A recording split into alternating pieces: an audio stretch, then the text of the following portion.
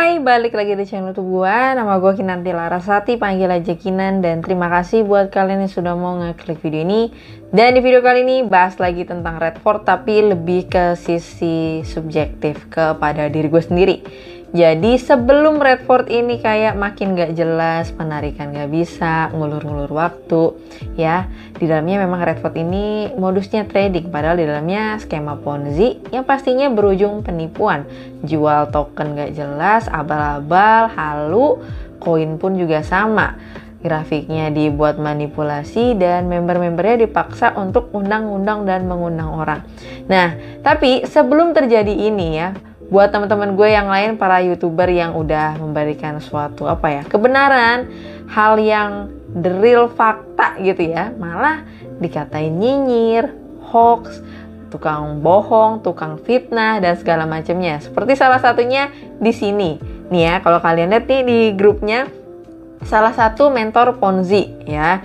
Jadi foto gue di-share gitu ya, dikatain apa lihat-lihat mau gue sentil Kang Fitnah gitu. Gue dikata-katain tukang fitnah. Ya nggak apa-apa sih, mungkin bisa ngurangin dosa gue kali ya. Buat orang-orang mau ngata-ngatain gue silahkan gitu. Tapi murni ya, gue cuma mau ngasih tahu sesuatu yang benar, sesuatu yang baik. Tapi ternyata kebaikan gue ini dan sesuatu yang ingin gue sampaikan benar ini nggak bisa diterima sama semua pihak. Ternyata memang benar, tidak mesti ya kita hidup di dunia ini menyenangkan hati semua pihak. Ya contoh, kalau sebagai polisi nggak mungkin dong menyenangkan hati sebagai seorang maling. Tentunya maling nggak akan pernah suka sama polisi. Iya dong, ya sama, pemain Ponzi nggak akan pernah suka dengan konten edukasi seperti ini karena dia ngerasa usahanya diganggu dan segala macam. Tunggu bentar, usaha nipu orang. Wow, udah jadi mata pencarian. Ya mungkin memang hidupnya dilahirkan hanya sebagai seorang penipu kali ya. Itu udah wajar ya.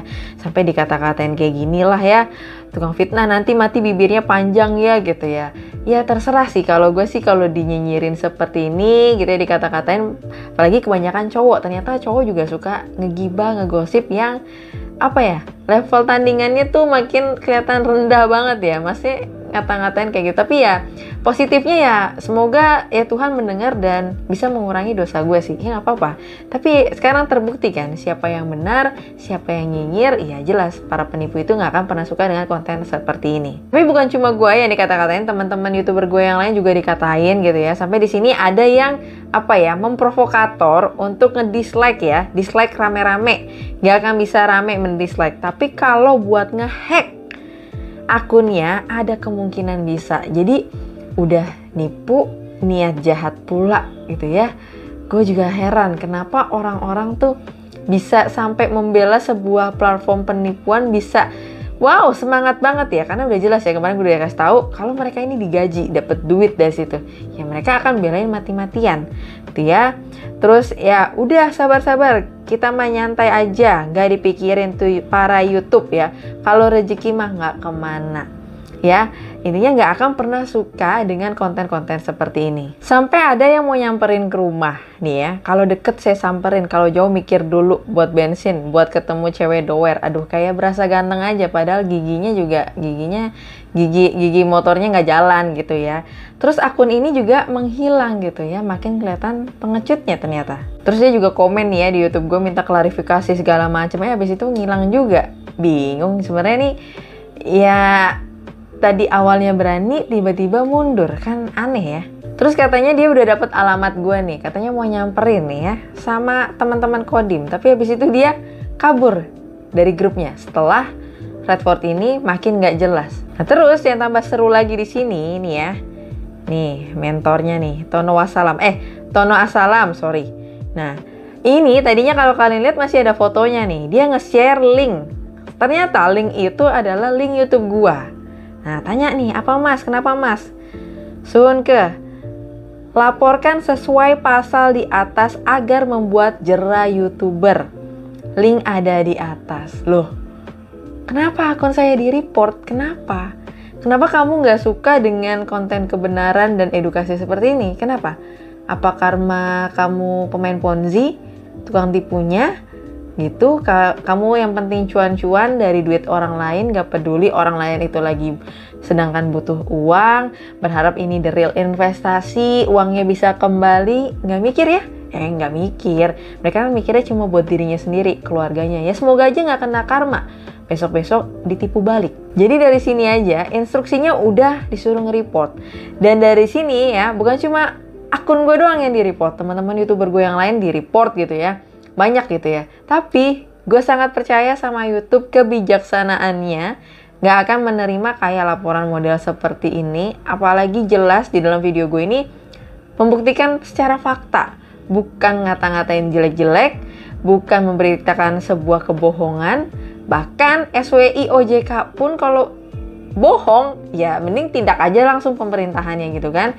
Karena kan gue di sini bikin konten ini berdasarkan dari aturan pemerintah, karena di sini gue juga cuman warga biasa.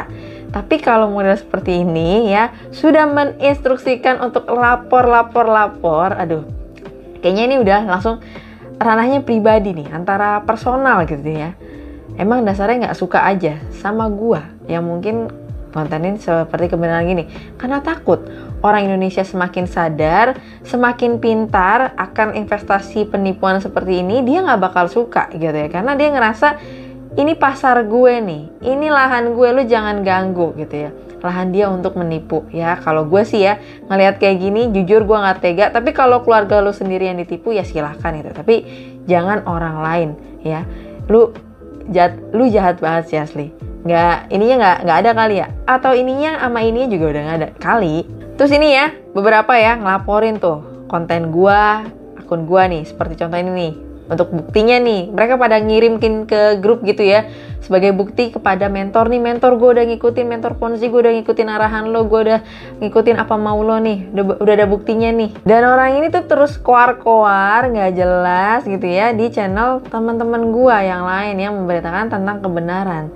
Ini emang udah masalah pribadi sih, ya, nggak suka secara personal, ngebela sesuatu yang nggak benar gitu ya, dia berharap dari yang nggak benar ini dia akan mendapatkan keuntungan lebih dan segala macam. Buktinya sekarang udah kabur juga nih akunnya. Sampai ada yang bikin video seperti ini nih. Kalau kalian lihat tuh. Ini beberapa YouTuber yang bikin konten kebenaran gitu ya. Di sini nanti juga ada gua. Ini teman-teman gua nih ya. Tapi kurang satu sebenarnya. Kurang Pak Roy ya. Dibikinin konten kayak gini di dalam Telegramnya para penipu. Wow, memang benar-benar gak suka sih sama kita-kita yang ngasih edukasi tentang kebenaran. So mungkin itu aja untuk curhat gua gitu ya.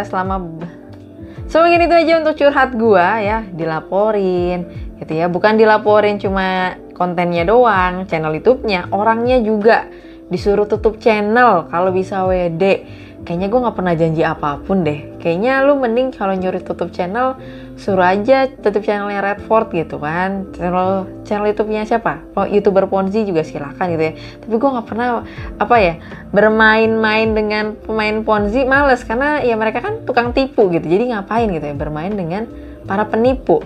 Terus juga katanya mau gue mencemarkan nama baik Redford ataupun HOH, katanya mau melaporkan gue ke pihak berwenang. Coba dicek lagi.